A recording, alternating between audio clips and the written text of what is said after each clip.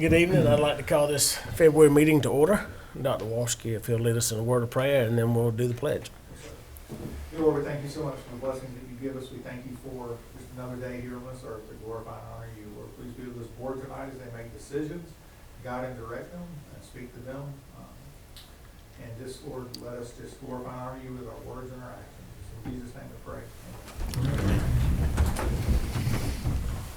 I pledge Allegiance to the flag of the United States of America and to the republic for which it stands, one nation, under God, indivisible, with liberty and justice for all.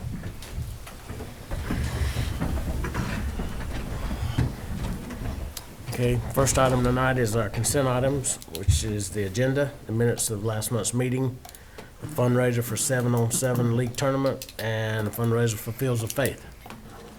Do you have any questions about any of those? Mr. Madison? The 7-on-7, with the weather conditions, would not think we'd want anybody on that field with the conditions we got. And Okay.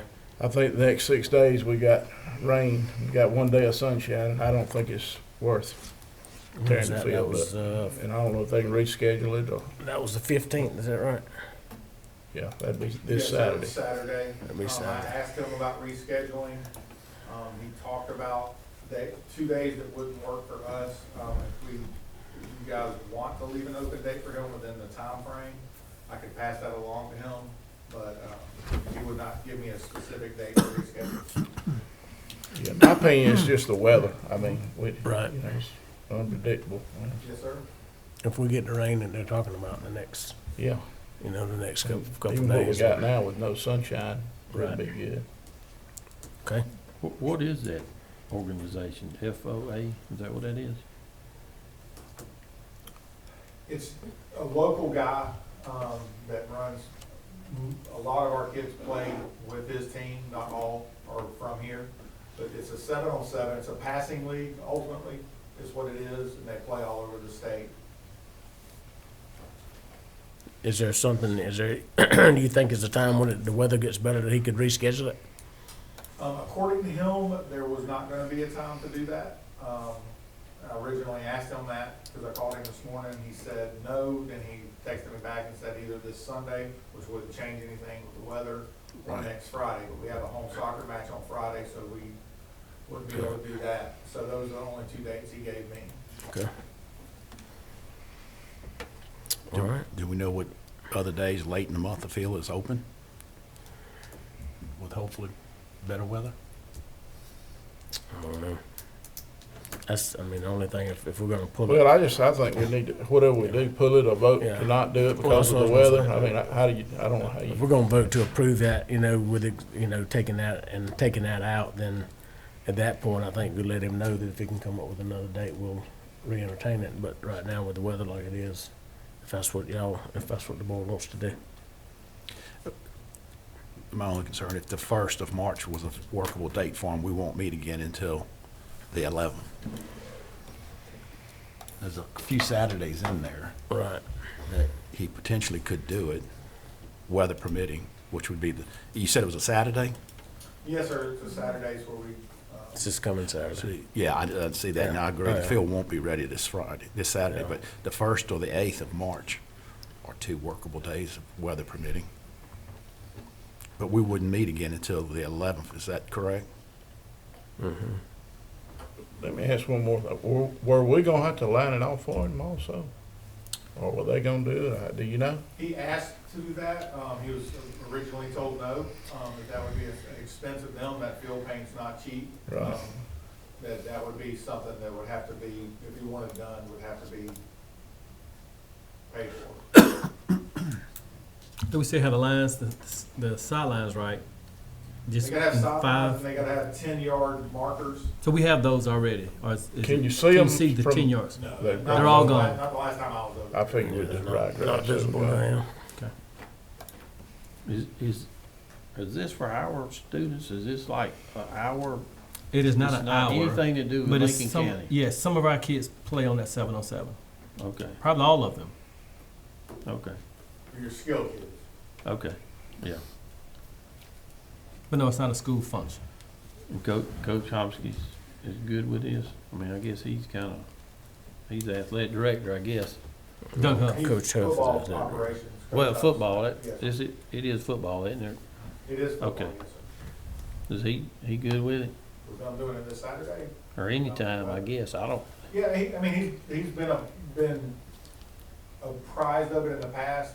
He's went and watched a little bit. He doesn't go a whole lot to that. okay.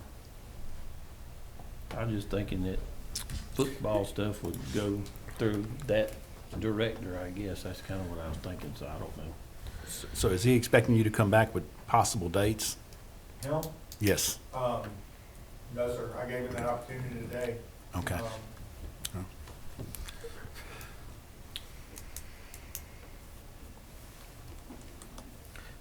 I make a motion to approve the consent items as presented, except, with the exception of C.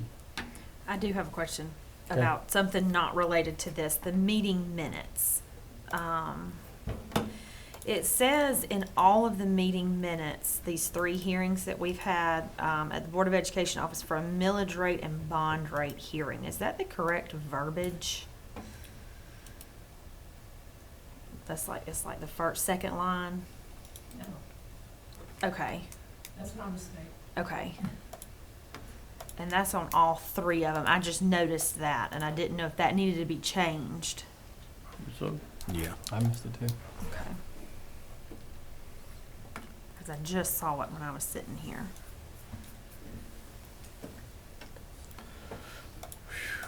let me think.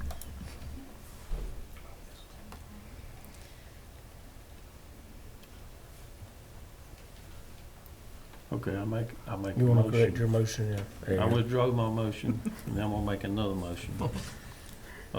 To approve the consent items with the exception of C, withdrawing it, and changing the verbiage on all of the minutes of the January 14th, 13th. It's D as in dog D. on mine. D. You said C. Yeah. Okay, well, Start it says- over. It says C on mine, Okay. 707. I don't know which one it is. On Y'all the tell me. screen, on the screen, Yeah, it's, on the screen, it's D. Okay, well, I'm looking on my paper right here, I'm sorry. Okay.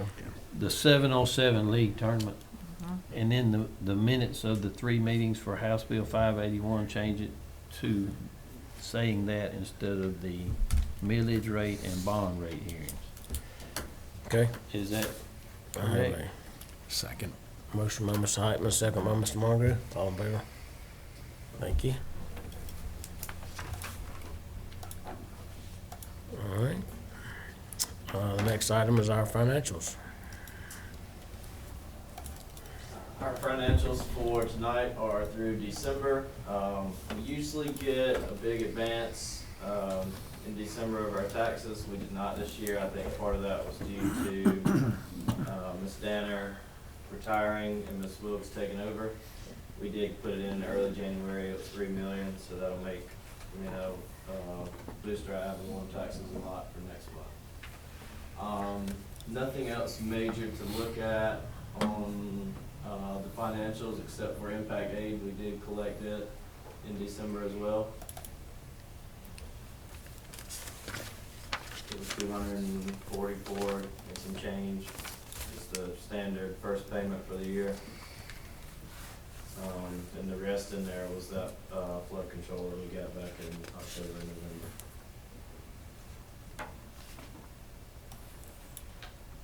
Our expenses overall are, obviously, we're still high in the same 3 or 4 categories due to the beginning of the year, large expenses we had.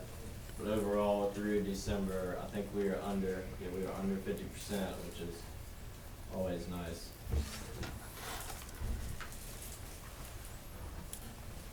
Balance sheet's pretty standard. 2.8 is very close to our cash balance now, minus our investments, and we still have that 1.3 of CDs included.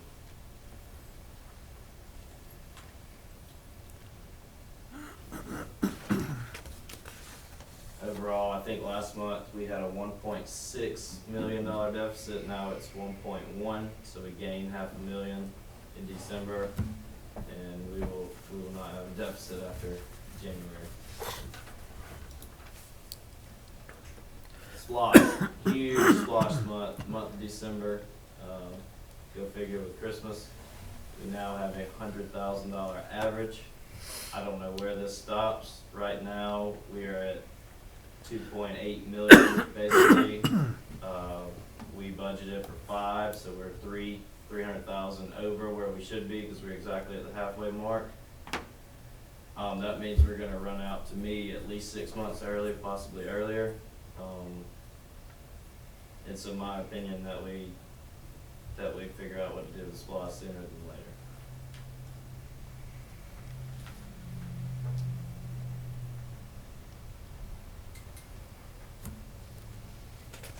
In our SPLOST and bond account, we have a little over $1 million in SPLOST and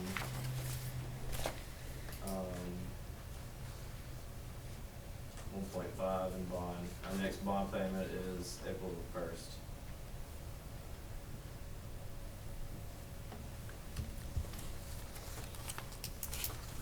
Anybody have any questions about financials?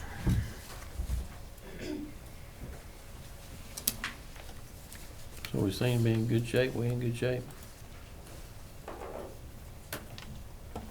I think so. I mean, I think we were in a hole when I got here, and we did everything we could to get out of that hole. We're in a lot better spot now, but I know we also didn't improve anything either, for last year, I would say. We just tried to make ends meet. So if you guys were to have any projects or anything, we're getting closer to that point.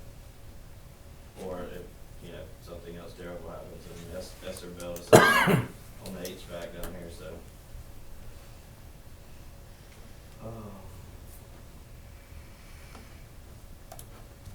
Any other questions? All right. Thank you, sir. We doing the CEP next? Yes. Okay, yeah, go ahead. So thank y'all for letting us back this up. We were having a little timing issue getting all of our expenses in from the end of a month to the board meeting. So this helped us a lot. You notice the last time we met, we had a cumulative total of about 50K. We were off on that. This is more accurate. So we did not have the surplus that we thought, but the program is still doing what we intended. So we're still, break even a little above, but it was not as green as we thought initially. And that's feeding everybody that wants to eat. And I don't know all the logistics on that, but I know they get at least one breakfast and one lunch a day, and I think they have the option to buy more. I don't know all that. But our numbers are still, like December's numbers last year were 13,000 meals, and we served almost 23,000 this year, so it's still a huge jump.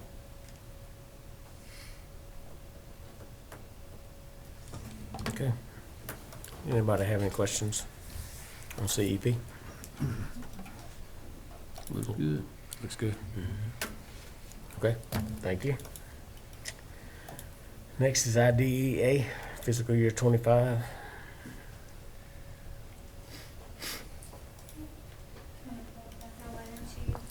All right, so I'm here to present some good news about the state of the special ed department. So every year we get letters regarding some of the things that we're measured on for special education services. And I think Mr. Williams has one pulled up. So we had it in regards to compliance indicators, and then we also had one for disproportionality. So in the past, I think the superintendents prior would just show you the letter and say, we're in a good state right now. So I'm going to go a little bit deeper with it. So I think there's a lot of good stuff to unpack with it. So the first thing is really, what is a district determination?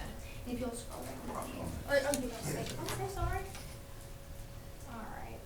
So really a determination is just a fancy way of saying a decision that the state of Georgia is making about our SPED department here in Lincoln County.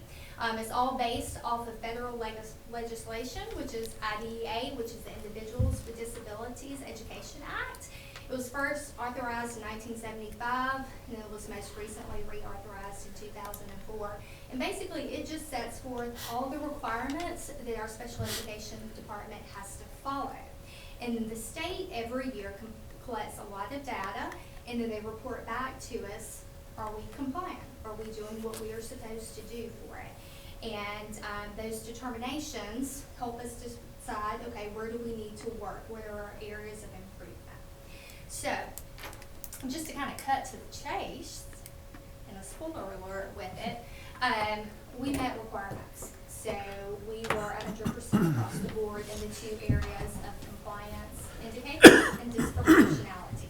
Compliance indicators are more about the policies and the procedures that we follow here within the district. A couple of years ago, Dr. Gumby went through cross-functional monitoring, and he had to set forth a manual to the state. And so they're still drawing upon the good work that he did a couple of years ago with it. So it draws on that.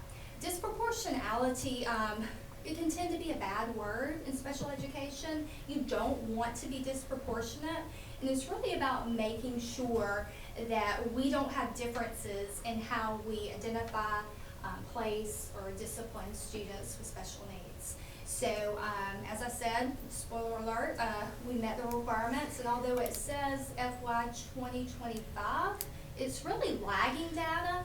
So it looks at the data from 23, 24. Of course, I wasn't here, so I can't take credit for it. All of that hard work goes to the special ed department prior to me, including the former director of special education and assistant superintendent, Dr. Gumby, who was instrumental in these good findings. So thank you for the foundation with that.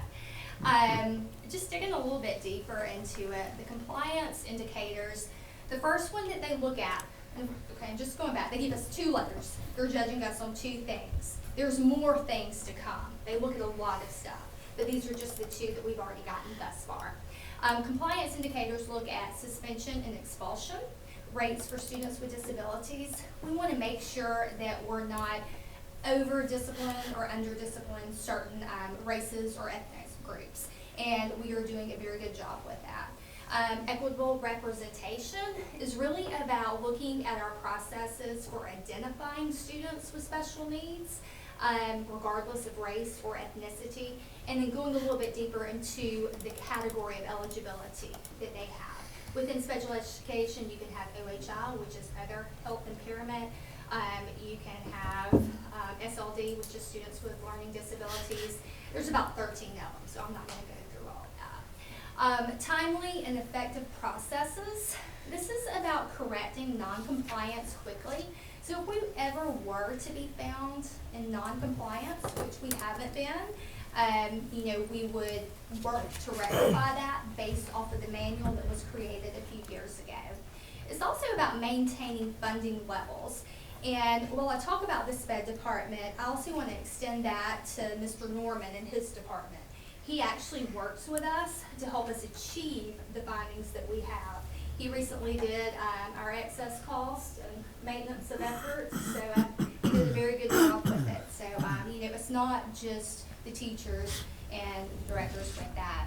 It's also about conducting timely evaluations. That really falls upon our school psychologist, Ms. Cassidy Stein. She does a tremendous job with making sure that she meets the timelines for those. And then Ms. Carla Matthews also works very closely with her with it. So I gotta give them props for that. And then finally, facilitating smooth transitions. Those are transitions from the pre-K program up to kindergarten, pre-K. Then it's from 5th grade to 6th, 8th to 9th, and then into post-secondary. That's where our teachers work really hard with it, and they do a very good job with it. So as you can see holistically, it's a lot of people that are contributing to this. And then, submitting the accurate data and making sure that it's on time. That's teachers, that's myself, that's Mr. Norman, Dr. Gumby signing off on it. So basically the state's saying, yes, we've met all these requirements. You can see all the green over there, so we are good. We had 100% on it. Again, I can't take credit for it, but we're going to continue that good work. And then again, the second letter that we got, or the second area, was looking with disproportionality. And like I said, it can tend to be a bad word. It's really something that you do not want to be, because with it, the state comes in and they put procedures and consequences in place. Worst case scenario, if you're found disproportionate, is they do take away the funding, which we do not want that to happen. The 3 areas, and I think I was joking with Dr. Gumby, if I went through all of this would be like reading the tax code, so I'm not gonna do that to you. But it's just basically making sure that we are doing our due diligence and identifying, placing students in the right classrooms, the right settings, and then with discipline for it, which the state says we are. They went through all of our data that was submitted up last year, and they said that we were not found to be disproportionate. I don't think we've really ever have been. So that puts a lot of stress on me, right? But thank you for that, definitely, Dr. Gumby. With all of these positive findings, I really kind of want to put it into context just to give you an idea of who our special ed department is and who we are. Right now, we have, roughly 1,200 students within the system. We have 223 students with disabilities. That's roughly 18% of our overall population.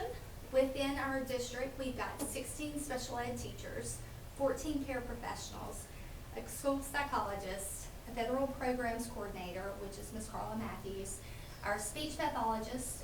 We actually have a special services bus driver who does a lot for us by way of transporting students, but she also takes them throughout the day into the community so that they can get the real life applications that they need.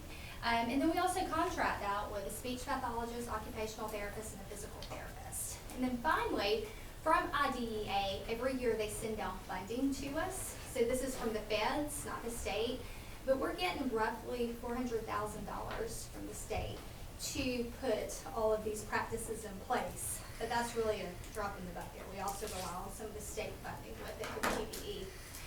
And then finally, because in Lincoln, we always say we're not just numbers, we're faces, right?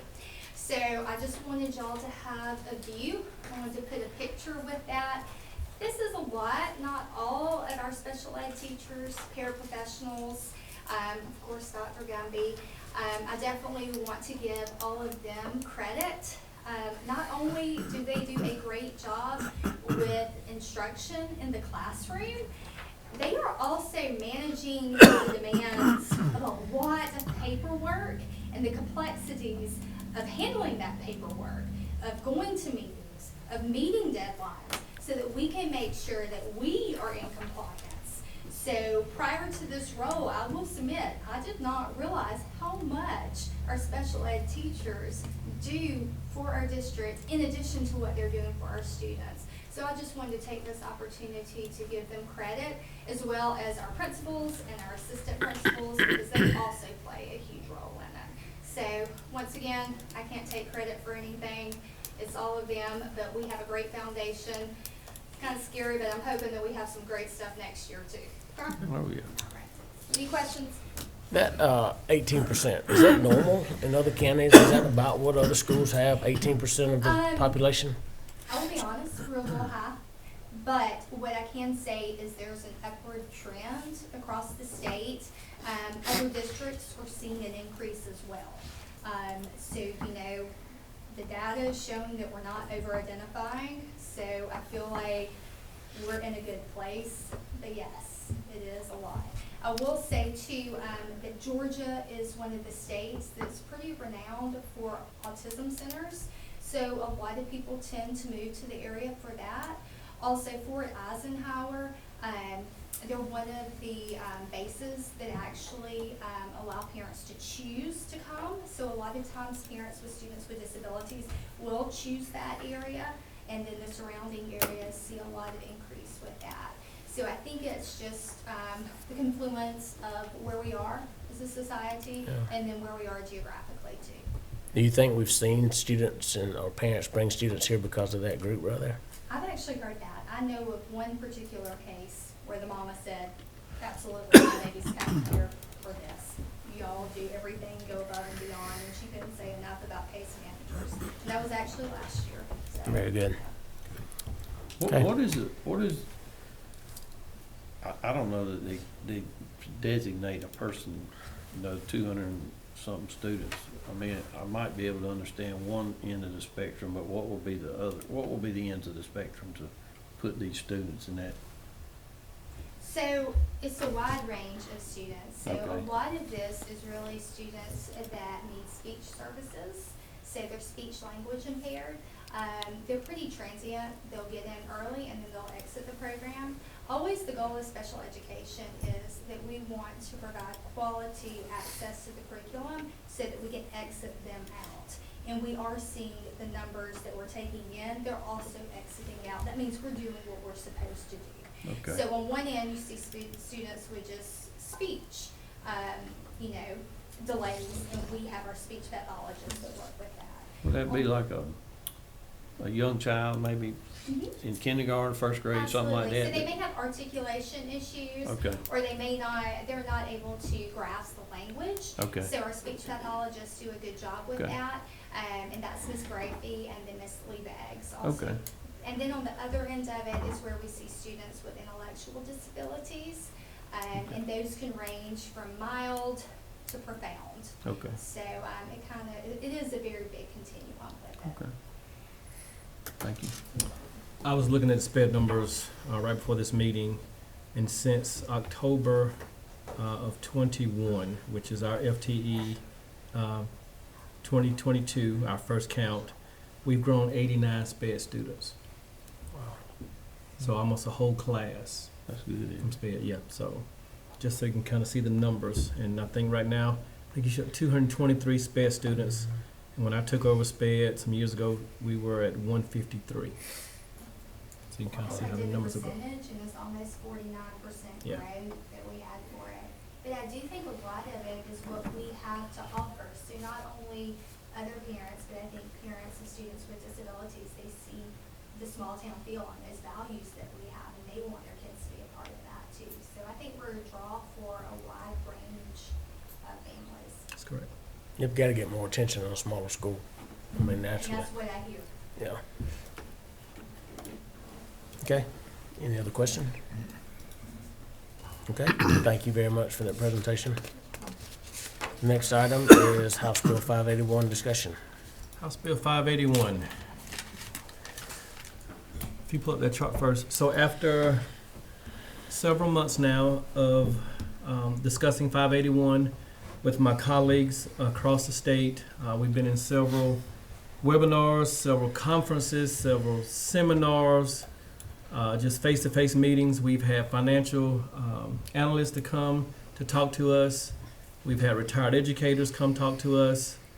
We've had attorneys to come talk to us.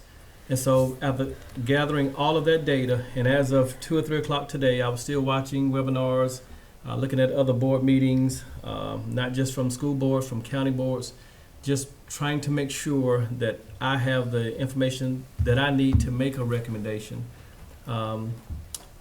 The chart you see in front of you is a map that was completed as of today, I think, by the Public Relations Department from the state. And it's a group of people who called counties, looked on websites just to verify this data. And you can see in green, those are the school systems that are intending to opt out, which means they are actually holding the meetings. I know we talked about this a lot, how many other districts are opting out and why. So I tried to go to some of their websites and listen and just to hear to make sure we're saying the same thing. Some of the counties did not respond to the survey, and then we do have those in red that are definitely intending not to opt out but to opt in. So putting all of that together, we had 3 hearings here. Grateful for those who came out to speak to us, to share information with us, the data, their expertise, and we really appreciate everything that the community has come and said to us. So based on all of that, the next, Mr. Williams, it is my recommendation as superintendent, based on all that information, to make sure that we do what's best for our students and to make sure we have the high quality instruction that we have the best teachers, we have the best programs, and that the money is allocated, the money is there to allocate it It is my recommendation as superintendent to opt out of the House Bill 581 local homestead exemption bill. Okay. We have a recommendation by the superintendent to opt out of House Bill 581. Do I have a motion? I'll make a motion, we opt out of House Bill 581. I have a motion by Mr. Madison. Do I have a second? I'll second. I have a second by Ms. Daniel. All in favor of opting out? Any opposed of opting out? Okay, 3-2. Thank y'all.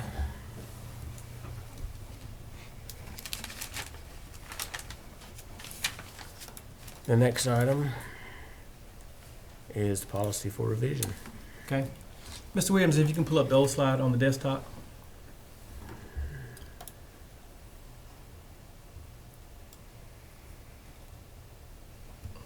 All right.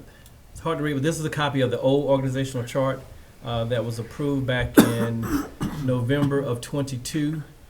And just being here for a couple of months, I've talked to this board about some reorganization, and us being a small district, how things can flow better, and make sure that communication is established among the district. So that is a copy of the old plan where the superintendent, everything ran through the assistant superintendent. That's all of the department heads, director of teaching and learning, and so most of those departments. So now, because we're a small district, and I think it's feasible that the superintendent direct reports and department heads can report to the superintendent without going through the assistant superintendent. She has a plate full, not that she can't do it or the person can't do it, but it's a lot with special education, with assessment and those things, and I'll be handling all the direct reports from department heads.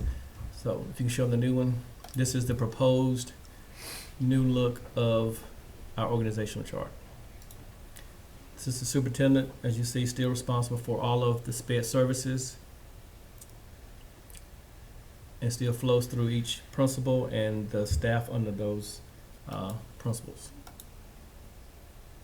Any questions?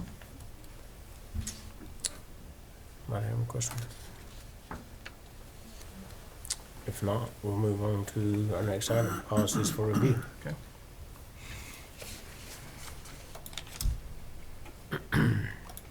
Policy BBB is correct as written. No necessary corrections are needed. And that's a thing for all three of those policies. BBB, EDA, GBL tenure, IHAB report cards. All of those are still correct as written. Next item, superintendent reports. Okay.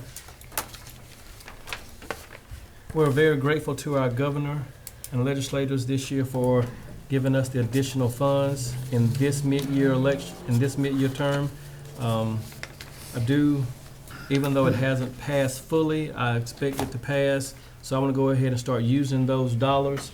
Right now, the state gave us $47,125 per school this year for safety grants. In the mid-year, he's added an additional $21,635, which is a total of $68,760 per school. This year, we purchased some camera upgrades. We bought a lot of cameras to fix some blind spots. We've upgraded equipment, and that was roughly $91,000, and that left us with about $115,000 to spend for SROs. Talking with you guys, talking with administrators, and talking with other districts, we feel like the best defense is people and SRO. And so we are happy today that we have begun using an SRO at the elementary school as of Monday. So we'll have 2 SROs every day, one at the middle high and one at the elementary school. And they'll be funded totally by the grant from the school safety grant from the state. And we are hearing that next year's budget, he is going to pour about the same amount of money in there, if not more. So hopefully we can sustain that through state funding. Good news, good news. Yes, sir. Good. Are these off-duty police and These our are off sheriffs? duties, correct, correct, off duty police officers. Okay. If we have no other questions, I need a motion to go in executive session. Mr. Madison, second by Mr. Munger. I'd like to call this meeting back to order. I have a recommendation from the superintendent, and I'll make a motion that we hire Mr. Daniel Tankersley as a middle school principal. Second. Second by Mr. Madison, all in favor? Thank you. I have a motion. I have a recommendation from the superintendent, and I'll make a motion that we add an additional $25 per day to the special services bus route. Second. Second by Mr. Madison, all in favor? Make sure that one's right now. No, we wasn't doing that one. Ms. McCullough. I have a recommendation from the superintendent, and I'll make a motion that we hire Miss Carol McCullough for the school year 24-25 as under the Retired Education House Bill 385. Second by Mr. Heitman. All in favor? I have a recommendation from the superintendent, and I'll make a motion that we hire Michaela Benning as a substitute teacher. Second by Ms. Daniel. All in favor? I have a recommendation from the superintendent, and I'll make a motion that we hire Cedric Norman as a substitute custodian. Second. Second by Mr. Madison. All in favor? And I have a recommendation from the superintendent that we approve all of the contract. I'll make a motion that we approve all of the contracts list as they are listed. And in my motion, I'm abstaining from voting for Will Homskis. And I'm abstaining from voting from Britt McKinney and Janice Madison. I have a second. Second by Mr. Mongery. All in favor? Thank you. Did I miss anything? Not all of them. I wasn't doing this one. That's it. And that was all. Motion to adjourn. Motion to adjourn, second by Mr. Madison. Thank you very much.